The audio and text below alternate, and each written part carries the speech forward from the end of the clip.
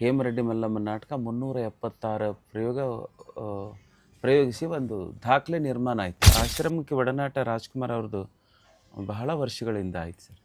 ಅವರು ಅಜ್ಜವ್ರ ಶಿಷ್ಯರೇ, ಪುಟ್ಟರಾಜ ಅಜ್ಜವ್ರ ಶಿಷ್ಯರು. ಅಜ್ಜವ್ರ ಹಾಡುಗಳನ್ನು ಸಾಕಷ್ಟು ಹಾಡುಗಳನ್ನು ಹಾಡಿದ್ದಾರೆ.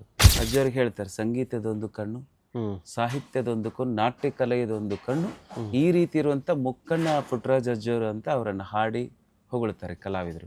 ಜನಸಾಮಾನ್ಯರಿಗೆ ಮಾಡುವಂಥ ಅಲ್ಲ, ದೈವಿ ಶಕ್ತಿ, ದೇವರು ಅವರನ್ನು ಭೂಮಿಗೆ ಅದರ ಸಲುವಾಗಿ ಹುಟ್ಟಿಸಿದ್ರು, ಸಾಧಕರಾಗಿ ಹುಟ್ಟಿದ್ರು. ಕನ್ನಡವನ್ನು ಸ್ಪಷ್ಟವಾಗಿ ಅವ್ರಂಗೆ ಮಾತಾಡೋಕ್ಕೆ ನಾನು ನೋಡಲಿಲ್ಲ.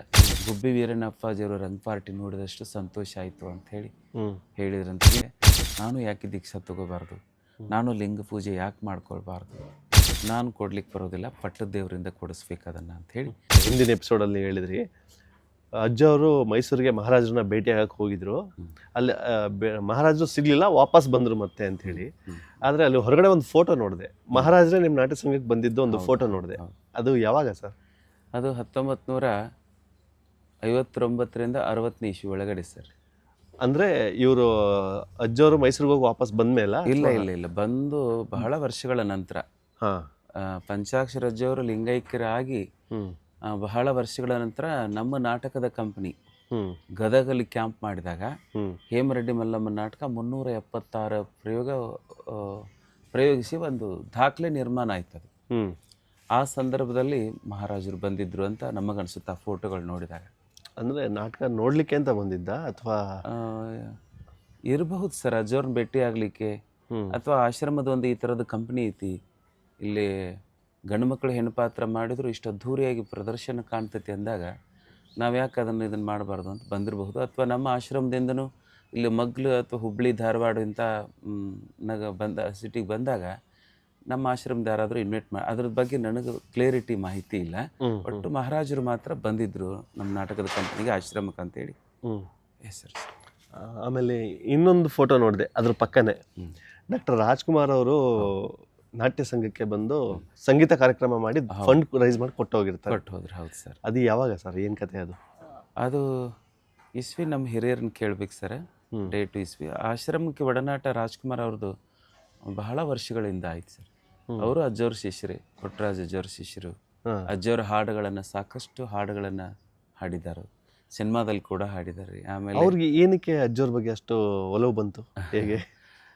ಪ್ರತಿಯೊಬ್ಬರು ನೋಡ್ರಿ ಸರ್, ಈ ರಂಗಭೂಮಿ ಕ್ಷೇತ್ರ ಆಗಲಿ, ಸಿನಿಮಾ ಕ್ಷೇತ್ರ ಆಗಲಿ, ಪುಟ್ಟರಾಜ ಅಜ್ಜವ್ರಂದರೆ ಅಷ್ಟು ಭಕ್ತಿ. ಯಾಕಂದರೆ ಕಲೆಯನ್ನು ಈಗ ಬಹಳಷ್ಟು ಸ್ವಾಮಿಗಳಲ್ಲಿ, ಅಥವಾ ನಾನು ಹೇಳೋದು ತಪ್ಪಾಗಿ ಅಂತ ಆಗಬಾರ್ದು, ಅದಕ್ಕೆ ಬಹಳಷ್ಟು ಜನರಿಗೆ ಆಧ್ಯಾತ್ಮ, ಪ್ರವಚನ ಮತ್ತು ಈ ಥರದಿಂದ ಶಾಲೆ, ಸ್ಕೂಲು ನಡೆಸ್ಬೇಕು, ಈ ಥರದ ಮಠಗಳದಾವೆ ಬಹಳಷ್ಟು ಕಡೆಗೆ. ಸಂಗೀತನೂ ಐತಿ, ಈಗೀಗ ಇಲ್ಲ ಅಂತಲ್ಲ. ಆದರೆ ನಾಟಕ ಕಂಪನಿನ ಕಟ್ಟಿ ಕಲೆಗಾಗಿ ಒಂದು ಅಜ್ಜವ್ರಿಗೆ ಹೇಳ್ತಾರೆ, ಸಂಗೀತದೊಂದು ಕಣ್ಣು, ಸಾಹಿತ್ಯದೊಂದು ಕಣ್ಣು, ನಾಟ್ಯ ಕಲೆಯದೊಂದು ಕಣ್ಣು, ಈ ರೀತಿ ಇರುವಂಥ ಮುಕ್ಕಣ್ಣ ಪುಟ್ಟರಾಜ ಅಜ್ಜವರು ಅಂತ ಅವರನ್ನು ಹಾಡಿ ಹೊಗಳ್ತಾರೆ ಕಲಾವಿದರು. ನಾಟ್ಯ ಕಲೆದು ಒಂದು ಕಣ್ಣು ಅಂದಾಗ ಆಶ್ರಮದ ಕಂಪನಿ ಅಂತ ನಿರಂತರವಾಗಿ ವೃತ್ತಿ ಕಂಪನಿ ಇರೋದು ನಮ್ಮದೊಂದೇ, ಮಠಮಾನ್ಯಗಳಲ್ಲಿ ಈಗ ಇರುವಂಥದ್ದು ಆಶ್ರಮದ. ಹೀಗಾಗಿ ರಂಗಭೂಮಿ ಮೇಲೆ, ಕಲಾವಿದರ ಮೇಲೆ ಅಗಾಧವಾದ ಪ್ರೀತಿ ಪುಟ್ಟರಾಜ ಅಜ್ಜವ್ರಿಗೆ. ಅದೇನು ಅವರಲ್ಲಿ ಆ ಶಕ್ತಿ, ಎಲ್ಲರೂ ಅವರನ್ನಷ್ಟು ಭಯ ಭಕ್ತಿಯಿಂದ ಅಜ್ಜವ್ರು ನೆನೆಸ್ಕೊಳ್ತಿದ್ರು. ತಮ್ಮ ಹೃದಯದೊಳಗೆ ಅಜ್ಜವ್ರಿಗೆ ಒಂದು ಪ್ರತ್ಯೇಕ ಜಾಗ ಇರ್ತಿತ್ತು ಎಲ್ಲ ಕಲಾವಿದರಲ್ಲಿ, ಈಗಿನ ಕಲಾವಿದ, ಹಿಂದಿನ ಕಲಾವಿದರಲ್ಲಿ ಬಹಳಷ್ಟು. ಹೀಗಾಗಿ ಅಜ್ಜವ್ರಿಗೆ ಒಬ್ಬ ನೋಡ್ರಿ, ಕಣ್ಣಿದ್ದವ್ರು ಏನಾದರೂ ಸಾಧನೆ ಮಾಡಬಹುದು. ಜಗತ್ತನ್ನೇ ಕಣ್ಣು ಇಲ್ಲದಂಥ ವ್ಯಕ್ತಿ, ನಾವು ಏನು ನೋಡ್ತೀವಿ ಅನ್ನುವಂಥದ್ದು ಏನೂ ಇಲ್ಲದೇ ಇರತಕ್ಕಂಥವ್ರು ಇಷ್ಟು ದೊಡ್ಡ ಸಾಧನೆ ಮಾಡಿದರು. ನನಗಿನ್ನೂ ಸರಿಗೆ ಹೇಳಲಿಕ್ಕೆ ಬರೋದಿಲ್ಲ. ಆದರೆ ಕಣ್ಣು ಇಲ್ದಿರ್ತಕ್ಕಂಥ ಒಬ್ಬ, ಅದು ಜನಸಾಮಾನ್ಯರಿಗೆ ಮಾಡುವಂಥ ಅಲ್ಲ, ದೈವಿ ಶಕ್ತಿ, ದೇವರು ಅವರನ್ನು ಭೂಮಿಗೆ ಅದರ ಸಲುವಾಗಿ ಹುಟ್ಟಿಸಿದ್ರು, ಸಾಧಕರಾಗಿ ಹುಟ್ಟಿದ್ರು. ಸುಮಾರು 25-26 ನಾಟಕಗಳನ್ನು ಬರೆದ್ರು ಸರ್ ಪುಟ್ಟರಾಜರು. ಪುರಾಣಗಳನ್ನು ಬರೆದ್ರು. ಹಿಂದಿಯಲ್ಲಿ ಬಸವೇಶ್ವರ ಪುರಾಣ ಬರೆದು ರಾಷ್ಟ್ರಪತಿಗಳಿಂದ ಸನ್ಮಾನ ತಗೊಂಡ್ರು ಹಿಂದಿಯಲ್ಲಿ ಸರ್. 3 ಭಾಷೆನ ಪರಿಪೂರ್ಣ ಇದ್ರು ಅಜ್ಜರು. ಯಾವ್ಯಾವ ಭಾಷೆ ಸರ್? ಸಂಸ್ಕೃತ, ಹಿಂದಿ, ಕನ್ನಡ. ಕನ್ನಡವನ್ನು ಸ್ಪಷ್ಟವಾಗಿ ಅವ್ರಂಗೆ ಮಾತಾಡೋಕ್ಕೆ ನಾನು ನೋಡಲಿಲ್ಲ. ಬಹಳ ಸ್ಪಷ್ಟತೆ, ಯಾವ್ದಾರು ಆಡಿಯೋ ಇದೆಯಾ ಅವ್ರು ಮಾತಾಡಿದ್ದು ಯಾವ್ದಾರ? ಅಜ್ಜವ್ರು ಮಾತಾಡಿದ್ದು ಅವರು ಪುರಾಣಗಳದಾವ ಸರ್, ಹ್ಮ್ ಪುರಾಣ ಚರಿತ್ರೆಗಳನ್ನು ಕೀರ್ತನೆಗಳದಾವ ಅವರು ಹ್ಮ್ ಅಜ್ಜವರು ಅವದಾವ. ಅವು ವಯಸ್ಸಾದ ಮೇಲೆ ಮಾಡಿದ್ದು, ಆದರೂ ಆ ವಯಸ್ಸಾದ ಧ್ವನಿಯಲ್ಲಿ ಸ್ಪಷ್ಟವಾಗಿ ನುಡಿಸ್ತಿದ್ರು. ಹೀಗಾಗಿ ಅದು ಒಡನಾಟ ರಾಜ್ಕುಮಾರ್ ಅವ್ರದ್ದು.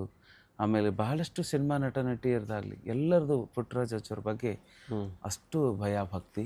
ಒಂದು ಸಲ ಅವರು ದಾವಣಗೆರೆ ಕ್ಯಾಂಪಿಗೆ ನಮ್ಮ ನಾಟಕ ಕಂಪ್ನಿಗೆ ಬಂದು ಹೋಗ್ಯಾರ ಸರ್. ಯಾರು sir? Rajkumar sir. Rajkumar sir ಅವಾಗ ಬಂದು ನಮ್ಮ ರಂಗ ಪಾರ್ಟಿ ಇದನ್ನೆಲ್ಲ ಥಿಯೇಟ್ರು ನಾಟಕ ಗುಬ್ಬಿ ವೀರಣ್ಣಪ್ಪಾಜಿಯವರು ರಂಗ ಪಾರ್ಟಿ ನೋಡಿದಷ್ಟು ಸಂತೋಷ ಆಯಿತು ಅಂತ ಹೇಳಿದ್ರಂತ. ಅವಾಗ ಅವ್ರು ಬಂದಾಗಿದ್ದಂಥ ಕಲಾವಿದರು ಇದ್ದರು ಕಂಪ್ನಿ ಒಳಗೆ. ಅವ್ರು ಹೇಳ್ತಿದ್ರು, ಇದು ಒಂದೇ ರಂಗ ಪಾರ್ಟಿ ಇತ್ತು ಸರ್ ನಮ್ಮಲ್ಲಿ ಎಲ್ಲರೂ ಗಂಡು ಮಕ್ಕಳಿಗೆ ಪಾತ್ರ ಮಾಡೋದ್ರಿಂದ ಒಂದೇ ದೊಡ್ಡ ರಂಗ ಪಾರ್ಟಿ, ಇಲ್ಲಿಂದ ಅಲ್ಲಿವರೆಗೂ ದೊಡ್ಡ ರಂಗ ಪಾರ್ಟಿ. ಒಂದು ಕಡೆಗೆಲ್ಲ ಲೇಡೀಸ್ ಪಾತ್ರ ಮಾಡೋರು, ಒಂದು ಕಡೆ ಜೆಂಟ್ಸ್ ಪಾತ್ರ ಮಾಡೋರು, ಹಿಂಗೆಲ್ಲ ಒಂದೇ ಇರ್ತಿತ್ತು. ಅವಾಗ ಆ ವೈಭವ, ಇಷ್ಟು ಲೈಟ್ಗಳು, ಇದೆಲ್ಲ ಅದೊಂದು ನೋಡಲಿಕ್ಕೆ ಒಂದು ಆನಂದ. ಈಗ ಸ್ವಲ್ಪ ಯಾಕೆ ಇದನ್ನಷ್ಟೇ ಮಾಡಿದ್ವಿ ಸಪ್ರೇಟ್ ಅಂದಾಗ, ಕೆಲವೊಬ್ರಿಗೆ ತಳಕ್ಕೆ ಕೂಡ್ಲಿಕ್ಕೆ ಬರೋದಿಲ್ಲ, ತಳಕ್ಕೆ ಕುಂತ ಹಚ್ಕೊತಿದ್ವಿ ಬಣ್ಣ. ಹೀಗಾಗಿ ಕುರ್ಚಿ ಬೇಕು ಅಂದ್ಕೊಂಡು ಗಂಡು ಮಕ್ಕಳಿಗೆ ಡ್ರೆಸ್ಗೆ ಹಾಕೊಂಡಿರ್ತಾರೆ, ಟೈಟ್ ಇರ್ತಾವೆ, ತೆಳಗೆ ಕೂಡ್ಲಿಕ್ಕೆ ಆಗಲ್ಲ ಅಂದ್ಕೊಂಡು ಇದನ್ನು ಮಾಡಿದ್ವಿ. ಆಮೇಲೆ ಅಲ್ಲಿ ಸ್ತ್ರೀ ಪಾತ್ರ ಮಾಡೋರಿಗೆ ಬಟ್ಟೆ ಗಿಟ್ಟಿ ಹಾಕ್ಕೊಳ್ಬೇಕಾದ್ರೆ ಯಾರು ಊರನವ್ರು ಬಂದಿದ್ರು ಅವ್ರ ಎದುರಿಗೆ ಹಾಕ್ಕೊಳ್ಳಿಕ್ಕೆ ಮುಜುಗರ. ಈ ಒಂದು ಸಂದರ್ಭಕ್ಕಾಗಿ ಅದನ್ನಷ್ಟೇ ಒಂದಿಷ್ಟು ಸಪ್ರೇಟ್ ಮಾಡಿದ್ವಿ, ಬೇರೆ ಯಾವ ಉದ್ದೇಶನೂ ಇಲ್ಲ. ಮೊದಲು ಒಂದೇ ರಂಗ್ ಪಾರ್ಟಿ ಯಾವಾಗಲೂ. ಓಕೆ, ಹಿಂಗೆ ನಡ್ಕೊಂಡು ಬಂದು ಅದನ್ನು ನೋಡಿ ರಾಜ್ಕುಮಾರ್ ಅವರು ಆಸೆಪಟ್ಟು ಕಂಪ್ನಿಗೆ ಬಂದು ಬಹಳಷ್ಟು ಸಂತೋಷ ವ್ಯಕ್ತಪಡಿಸಿದ್ದು ಉಂಟು ಸರ್. ಆಮೇಲೆ ರಾಜ್ಕುಮಾರ್ ಸರ್ ಅವ್ರದ್ದು ಇನ್ನೊಂದು ಕತೆ ಕೇಳಿದೆ, ಅವರು ದೀಕ್ಷೆ ತಗೊಂಡಿದ್ರು ಗುರುಗಳ ಹತ್ರ ಅಂತ. ಹೌದು ಸರ್. ಅದು ಏನು ಸರ್ ಅದು? ಅಜ್ಜವರು ಲಿಂಗ ಪೂಜೆ ಮಾಡಿಕೊಳ್ಳೋ ವಿಧಾನ ಕಂಡು ಅವರಲ್ಲಿ ಒಂದು ಭಕ್ತಿ ಮೂಡಿ, ನಾನು ಯಾಕೆ ದೀಕ್ಷಾ ತಗೋಬಾರ್ದು, ನಾನು ಲಿಂಗ ಪೂಜೆ ಯಾಕೆ ಮಾಡ್ಕೊಳ್ಬಾರ್ದು ಅಂತ ಅವರಲ್ಲಿ ಮನಸ್ಸಿನಲ್ಲಿ ಬಂದು ಅಜ್ಜವ್ರಿಗೆ ಕೇಳಿದ್ರಂತ್ರಿ, ನನಗೆ ದೀಕ್ಷಾ ಕೊಡಿಸ್ರಿ ರಾಜ್ಕುಮಾರ್ ಅವರು. ಅವಾಗ ಪುಟ್ಟರಾಜ್ ಅಜ್ಜವರು, ನಾನು ಕೊಡ್ಲಿಕ್ಕೆ ಬರೋದಿಲ್ಲ, ಪಟ್ಟದ ದೇವರಿಂದ ಕೊಡಿಸ್ಬೇಕು ಅದನ್ನು ಅಂಥೇಳಿ ಸಿಂದಗಿ ಪಟ್ಟದ ದೇವರು ಅಂತ ಇದ್ರಂತ ಸರ್. ಅವ್ರನ್ನ ಮಡ್ರಾಸಿಗೆ ಕರ್ಕೊಂಡು ಹೋಗಿ ಅವ್ರ ಮಡ್ರಾಸಿನ ಮನೆಯಲ್ಲಿ ರಾಜ್ಕುಮಾರ್ ಅವರಿಗೆ ಲಿಂಗ ದೀಕ್ಷೆ ಕೊಡಿಸಿದ್ರು ಅಂತ. ಅಂದರೆ ಅಣ್ಣವರು ದೀಕ್ಷೆ ತಗೊಂಡಿದ್ದಾರೆ ಸರ್, ಲಿಂಗ ದೀಕ್ಷೆ ತಗೊಂಡಿದ್ದಾರೆ. ಹಾಗಾಗಿ ಅವ್ರಿಗೆ ಭಕ್ತಿ ಭಾವದಿಂದ ಸುಮಾರು, ಇಲ್ಲಿ ನೀವು ನಾಟಕ ಶುರು ಆಗೋಕ್ಕೂ ಮುಂಚೆ ಅಣ್ಣವ್ರದೇ ಹಾಡು ಹಾಕ್ತೀರಾ, ಗುರುಗಳ ಬಗ್ಗೆ ಹಾಡಿದ್ದು. ಹೌದು, ತುಂಬ ಫೇಮಸ್ ಹಾಡು ಕೂಡ ಸರ್. ರಾಜ್ಕುಮಾರ್ ಅವರನ್ನ ಪ್ರೀತಿಸುವಂಥ ವ್ಯಕ್ತಿ, ಆರಾಧನೆ ಮಾಡುವಂಥ ವ್ಯಕ್ತಿ, ಅವರ ಅಭಿನಯವನ್ನು ಕೊಂಡಾಡದಿರುವಂಥ ವ್ಯಕ್ತಿ ನಮ್ಮ ಕರ್ನಾಟಕದಲ್ಲಿ ಯಾರಿದ್ದಾರೆ ಸರ್? ಹೌದು, ಅವ್ರು ನೋಡದೇ ಇರೋ ಈಗಿನ ಸಣ್ಣ ಮಕ್ಕಳು ಮೊದಲು ಮಾಡಿ ರಾಜ್ಕುಮಾರ್ ಅಂತ. ಅದು ರಾಜ್ಕುಮಾರ್ ಅನ್ನುವಂಥ ಒಂದು ನಕ್ಷತ್ರ ಸೂರ್ಯ ಚಂದ್ರ ಇರುವವರೆಗೂ ಶಾಶ್ವತ. ಅದ್ಭುತ ಕಲೆ ಅದು, ಸರಿಸಾಟಿ ಇಲ್ಲದ ಕಲೆ. ಇಲ್ಲ